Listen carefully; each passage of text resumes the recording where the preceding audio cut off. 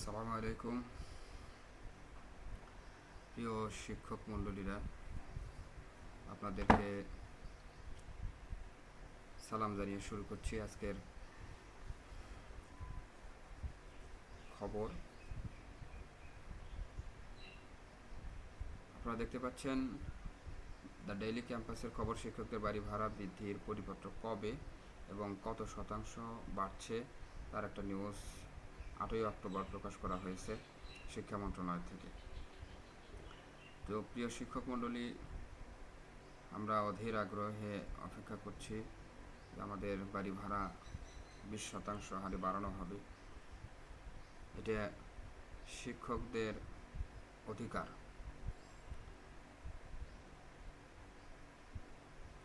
এবং এই অধিকার আদায়ের ব্যাপারে একজন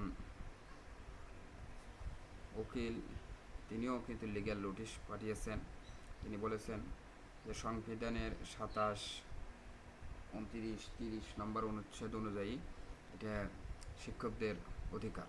বাড়ি ভাড়া পাওয়াটা শতাংশ হারে, বেতনের অনুপাত হারে বাড়ি ভাড়া পাওয়া এটা শিক্ষকদের অধিকার।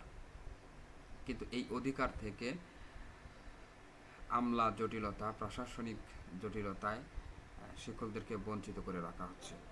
তো পুরো বাংলাদেশের শিক্ষক সমাজ কিন্তু সজাগ, সচেতন।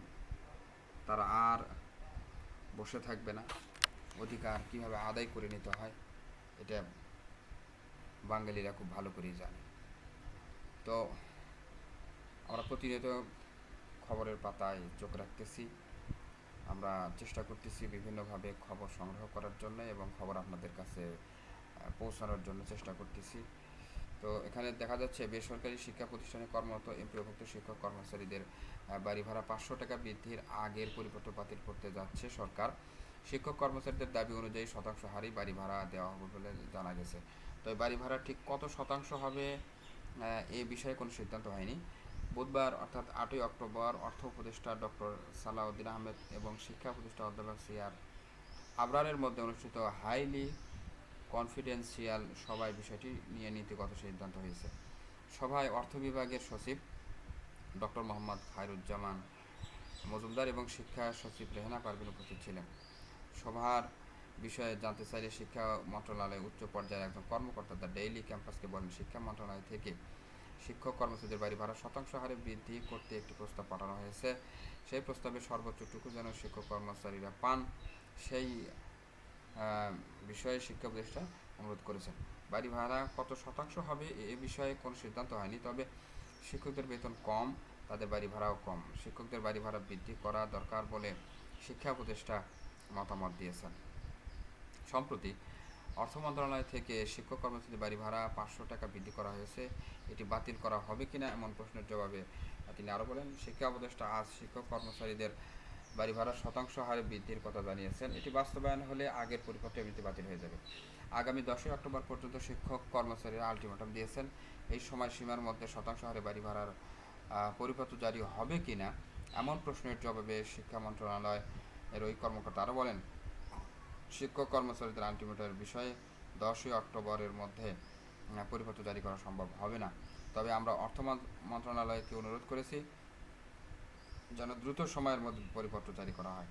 তিনি আরও বলেন, শিক্ষক কর্মচারীদের শতাংশ হারে বাড়ি ভাড়া বৃদ্ধির প্রজ্ঞাপন জারির বিষয়টি এখন শিক্ষা মন্ত্রণালয়ের হাতে নেই, বিষয়টি এখন অর্থ মন্ত্রণালয়ের হাতে। শিক্ষকদের 20% বাড়ি ভাড়া বৃদ্ধির দাবির সঙ্গে আমরা একমত। এজন্য আমরা আজ সশরীরে সভা করেছি। আমরা বিষয়টিকে খুবই গুরুত্ব দিচ্ছি। এই মুহূর্তে শিক্ষক কর্মচারীদের আন্দোলন না করাই শ্রেয় হবে। আন্দোলন ছাড়া কোনো কিছু অর্জন করা সম্ভব হয়নি এ যাবৎ।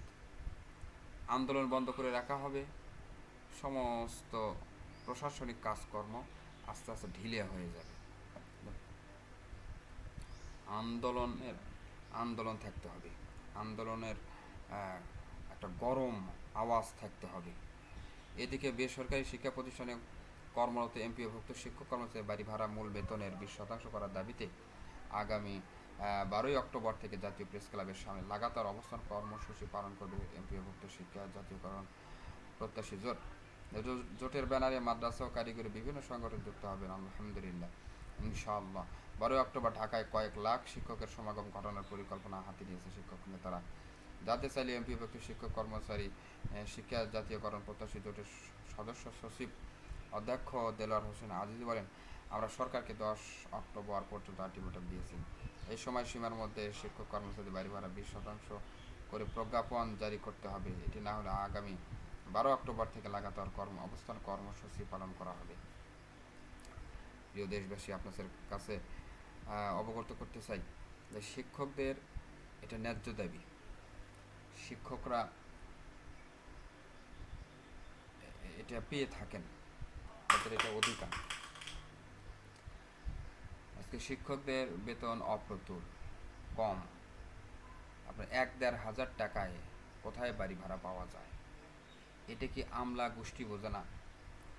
প্রশাসনিক আমলারা এটা কি বোঝে না? তারা কোন হিসাবে 500 টাকা বাড়ি ভাড়া করে 1500 টাকা করে 500 টাকার পরিপত্র জারি করে? তারা কি হাই স্কুলের পড়ে নাই? তারা কি হাই স্কুলের টিচারদের ছাত্র ছিল না? শিক্ষকদের ছাত্র ছিল না? তাদের কেন এই শিক্ষকদের প্রতি এত অবহেলা?